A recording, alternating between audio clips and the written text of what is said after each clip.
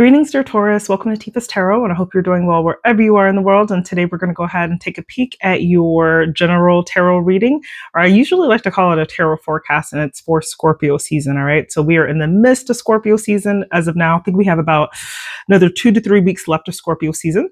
So let's go ahead and get into your reading. The theme of this reading is also Scorpio related, and I'll show a little bit more of what that actually means when we look at the prompts. But just keeping in mind on a collective level, Scorpio season encourages us to really focus in on our emotional depth, right? Because Scorpio season is connected with emotional intensity, being more assertive, right? And really paying attention to matters that are more internal with us, okay? That are a little bit deep on a subconscious or psychological level. And that's kind of what Scorpio season is all about, right? That's the energy of Scorpio. Kitty, please, I am recording. So let's get into it, but let's set the intention. This is for you, Taurus. If you have Taurus, it's in your sun, your moon, or your rising, then it's my sincerest intention that this reading may resonate with you in some capacity and that you're able to receive these messages and apply them to your own life, always and only for your highest good. All right. Now let's get into it. Our first question is looking at the depths, okay? Now this answers what lies beneath the surface, right? What are some hidden desires or emotions that you are experiencing? Perhaps what are some unspoken things that you are just not really acknowledging at this time? But let's go ahead and see what this is for our Taurus gang. All right, so Taurus, what lies beneath, okay? What lies beneath Taurus at this time? Show us what lies beneath Taurus at this time.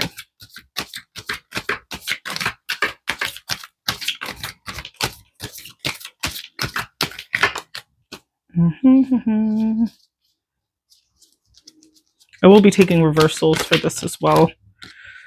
All right. Now, Taurus, there's something here. First, you've got this Queen of Cups, okay? Now, Queen of Cups energy is it's not like the most maternal energy. Like sometimes it could mean that, but it's really just this energy of like reading a lot of compassion, a lot of kindness, right? With the people around you or people who are in your circle. And it extends to being very nurturing, very caring about other people, and really like being there for the people who are in your life. Being there is a sense of an emotional support, like being a counselor of some sort, like being able to really participate and be there for people in need, right? People who really need you, who are asking for your assistance, and showing up as a solid pillar of support for those around you, okay? You got that Queen of Cups. Now, you've got the World card and it's in the reverse position. So this talks to me about, there's something about the way in which you nurture people, or maybe this is a certain person, right? It doesn't have to be people per se, but there's something significant here, perhaps about a person or your general tendency of nurturing, where there's something here is like there's not closure. There's a lack of closure. There's a lack of like the new next chapter happening. So it's like a lot of things are left in limbo. A lot of things like, and it's left you feeling a little bit empty, a little bit unsure of what the future holds, right? Because that World card is all about closing certain chapters in our lives and being healed from them so that we can move on to a new theme or a new chapter in our life here. So this is either the way in which you provide support for people has left you in a way where it's not doing much for you, right? It's left you feeling a little bit empty, feeling like really incomplete, feeling like, okay, well, what's next? And this also had the Justice that's in the reverse as well. Now Justice is all about, it's like righting wrongs. It's about karmic retribution. It's about consequences, cause and effect, right? And it's also about the truth coming out. But when it's in the reverse position, it talks about a little bit of imbalance, perhaps in injustice in your life in some way. Maybe people that you're offering support to are not being totally honest with you. So this signifies a little bit of dishonesty, a little bit of unfairness. There is a lack of accountability that's here, okay? And now that lack of accountability is something that's coming up to you because it's like maybe you're providing so much emotional support and so much counseling for other people. And it's just not, it's like someone taking that and really squandering it in some way. All right, so that's what we've got for the depths, right? What's hiding, and this might not be something that you're very consciously aware of, but there's something here about like absolutely the support you're giving, you not really being provided that support, or you are not really seeing the results of the support that you are giving to others around you. Okay, but let's move on to our next question, and we are looking at the release. Okay, so the release talks about what needs to be shed or let go in your life at this time, what's no longer working for you. This could be a job, this could be a relationship, this could be a system of belief or a certain mindset that you're holding on to. So let's look at what does Taurus need to release. Oh, what does Taurus need to release? And you've got Judgment here.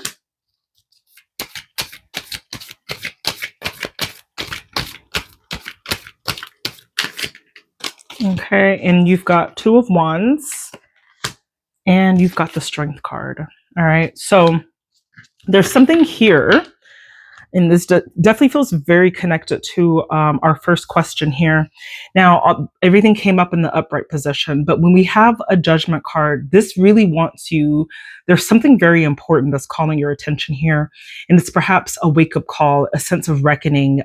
It's also can talk about you using this time to really be like reflective of all of the scenarios in your life, and thinking about like what's not quite sitting right with you, and what do you need to come to terms with, right? And this also really asks you to be like very self-assertive and very self-aware, and to self-evaluate yourself, and to see in the ways in which you're moving, are they for your highest good, or are you depleting yourself in some way? Okay. Now, if you're not depleting yourself, like, and what I'm saying depleting, because there's definitely something here about you needing to make the next step in your life. Okay. Two of Wands wants you to, in a way, like leave your comfort zone. If you are just like comfortable in this space and this time, and it's not like, and you're just feeling like things in your life have been very standstill, the Two of Wands really wants you to release that level of comfort and to start perhaps asking for more, because we've got that Strength card here. The Strength card implores you to really examine the decisions, or examine the ways in which you're moving in life, and to decide, like, are we being our best selves? Are we exuding confidence with this, or are the decisions and the ways in which we're being, are they depleting us in some way? Okay.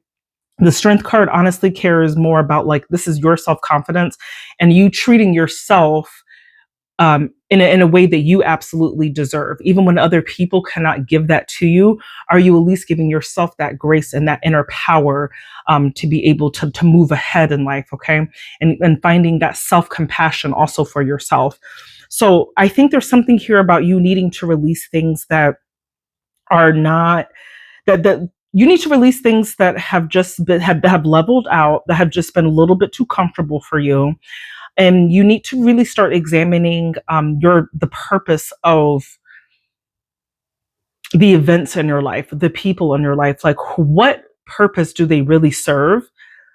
And are you taking the necessary risks that are going to leave you in a surplus and not in a deficit? Okay, because really all we want, and what we should be allowing and providing for ourselves, like, we're fighting for our lives to ensure that we keep our vitality, that we keep our dignity, we keep our respect to a maximum level. Okay. And there's something here about you really needing to examine that. And I do think it has something to do with you really providing that support to others, that like you need to, like, there's something here about like needing to end that, or needing to wake up to what this is truly doing to your self-confidence and your inner power. And what plans do you need to make to rise above that, right? And for you to be in a better place, and to be in a more comfortable, mentally, spiritually, emotional environment where you're taking care of yourself, and others are also providing that support for you too, because we cannot be caught in a state where we're constantly giving the support, constantly giving the love, constantly giving the guidance, and none of that is coming back to us. All right. So that's a very firm message in what you need to kind of release. And I feel like it's more releasing the tendency to give and to provide ourselves as givers to others in our lives who need us, and to not replenish within ourselves, okay? To not replenish the things that we're losing when we're overly giving to others, okay? So that's what I'm seeing in your release position. Let's go ahead and look at our next card. It's called the Phoenix. So the Phoenix talks about how can you embrace transformation in your life? Keeping in mind that it is Scorpio season, and Scorpio energy is very transformative. It wants us to look at what are the things that we need to renew in our lives, or what kind of rebirth could be helpful for us at this time. And this question is basically asking how we can use the energy of this season to transform, right? Or to look at things that we need to just kind of like to grow up a little bit, okay? So let's look at how can you embrace transformation? How can my Taurus babies embrace transformation? You got the Two of Cups. This is the love card. This is the soulmate here. There's something about needing to, let me see first though, what about this? Two of Cups is a little bit different from the Lovers, because Two of Cups really implores us to fight for soulmate connections, but you shouldn't have to fight for them. I don't want to, that's not the right terminology for that. To acknowledge it and to give it the space it needs to grow. All right.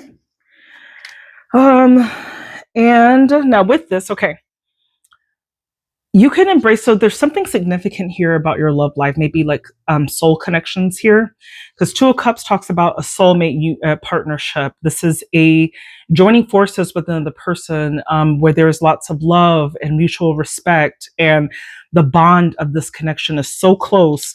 And then there's something here about the Temperance, but the Temperance came out in the reverse position, meaning that there is an imbalance in this connection. It's too much or it's too little, right? It's hot and it's cold. It's hot and it's cold. It's yes and it's no, right? It has this this discord at times, right? But the connection is there. The love is there. The connection is all the way there. And it almost kind of feels like the way that the two of you are involved in this connection can feel like a little bit hasty, where when it comes in your life, it's just like all other things just kind of like take a back burner to it, right? And that's kind of what that Temperance is. And Temperance, I think in a healthy relationship, that Temperance is harmony. This is like, I'm giving to you, you're giving to me. You know, we're in great balance. There's peace and tranquility. And there's it just talks about a harmonious aspect to this connection, right? And a calmness to it. But there's something about this connection that's a little haywire. It's a little crazy. It's a little like, ooh, it's a little cuckoo for Cocoa Puffs. And because of that, with this Four of Pentacles, now this is just you holding back on it. You really like want to holding it too close to you. Now, we always need to understand in relationships, what's meant for us will never escape us. The people who are meant to be in our lives will be in our lives, but it's also up to us to understand like where do we fit into giving too much. And I think like the previous messages, like your depths and the release, was about you ensuring that there are ultimatums, or there's a strong line of like what you will and will not tolerate, and having that line exist. And your person who is meant to be for you and who loves you and has a close bond will honor and respect that always. And they will make sure that they provide that support for you at some point. So never be stuck in a partnership where you are the overgiver and you are not receiving like what you deserve or what your worth is, okay? Because there's something here with this Four of Pentacles. It's just like, it's mine and my precious ring. Like, this is my baby, where it's just like, you want to hold on so tight to this connection, even despite things not being in harmony, right? Despite the hastiness, despite like sometimes things get a little crazy and it's like, you're just holding on to it. But also this Four of Pentacles also indicates you maybe not sharing all aspects of this connection, right? Because it's like this is like it has a meaning. The literal meaning of this card is frugality, but if you take that in a more general sense of like what it means to be frugal, is just like you're not supplying information to other people about this connection, people who are outside of this connection. You and this person are in your own little world, and even though it's not clean and neat, it gets a little crazy sometimes. But it's like the heart chakra, or the heart connection in this particular relationship is very strong.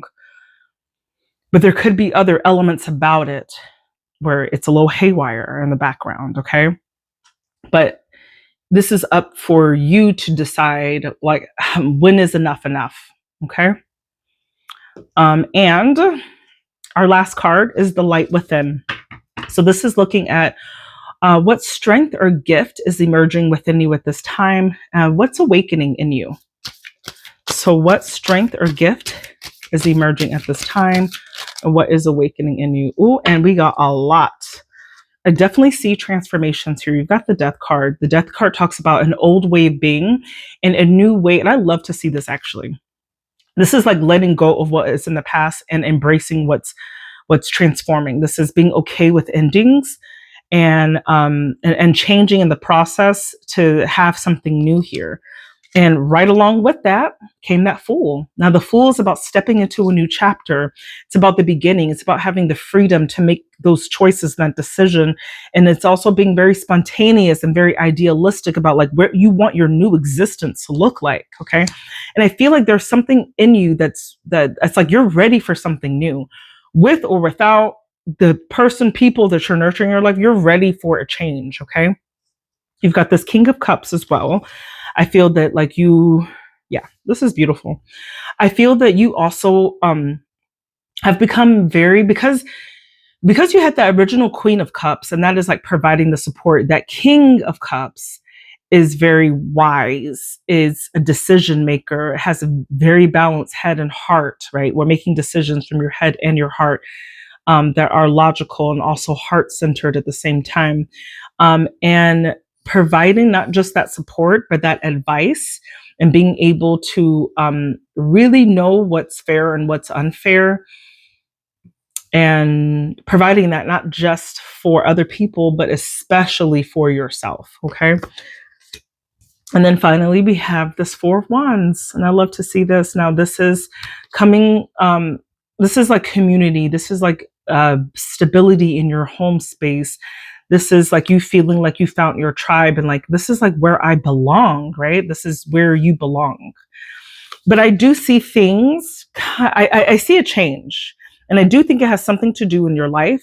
I feel like there's a bit of an imbalance of who's giving to who. I feel like you're definitely in the depletion mode where you're giving so much of yourself to perhaps a partnership or people in your life. And like you are very aware of it. And there's maybe plans here where you're just like waking up to like what you really don't want to do anymore, and like how you don't want things to be in this situation, and how you are in a way like standing up for yourself and having that esteem and that confidence and that inner power to just understand that any toxicity, any disharmony is just not going to be okay with you. And you've got to make plans, and you've got to have those hard and tough conversations with those that are in that position where they are depleting you in some way. And you've got to say, like, this has got to end. I want to have a new start. I want to have that support. I want to have that stability. And it's just a conversation that you have to have, because how long can you just continue to be in depletion mode? All right. Anyway, Taurus, that's what I got for you. My name is Tifa. I do tarot. Please do comment, like, and subscribe for additional content. And you can find more information on how to do that in the description below. And I love you, Taurus, and I hope you have a blessed day. Bye.